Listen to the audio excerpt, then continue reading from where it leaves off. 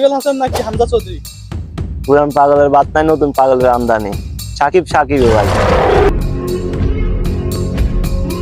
তো সাকিব আল হাসান আর হামজা চৌধুরীর মধ্যে কে স্মার্ট? সাকিব আল হাসান।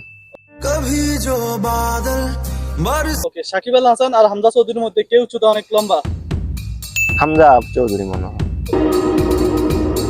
ওকে, সাকিব আল হাসান আর হামজা চৌধুরীর মধ্যে কে রিচম্যান, মানে অনেক বড় লোক, টাকা আছে, অনেক ধনী ব্যক্তি?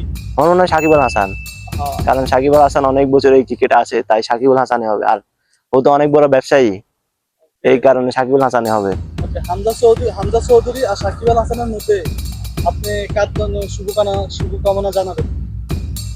হামজার জন্য শুভকামনা জানাই, কারণ নতুন ফুটবলে জয়েন হয়েছে বাংলাদেশ টিমে। শুভকামনা রইলো, ভালো বাংলাদেশ কিছু তো করে। এরকম হয় যে নতুন একটা প্লেয়ার আসে, কয়েকদিন ট্রেন্ডে থাকে, পরে হারায় যায়। হামজার ব্যাপারেও কি এরকম হবে, কয়েকদিন পর হারা যায়? এটা তো বাংলাদেশ, এখানে তো মানুষ কয়েকদিনের জন্য আসে, আবার একটা দুইটা ম্যাচ খারাপ করলে আবার মানুষে তাড়াই দেয় বা খারাপ মন্তব্য করে। এই কারণে ভালো প্লেয়ার আসি আবার বাংলাদেশ থেকে চলে যায়। আপনার মত কি, হামজার কি পারবে বাংলাদেশের সম্মান রক্ষা করতে? অবশ্যই পারবে মনে হয়, ইনশাল্লাহ। ওকে ভাইয়া, থ্যাংক ইউ ভাইয়া, আপনার আমার সাথে থাকার জন্য ধন্যবাদ। ওকে, ধন্যবাদ ভালো ভাইয়া। থাকবেন, সুস্থ থাকবেন।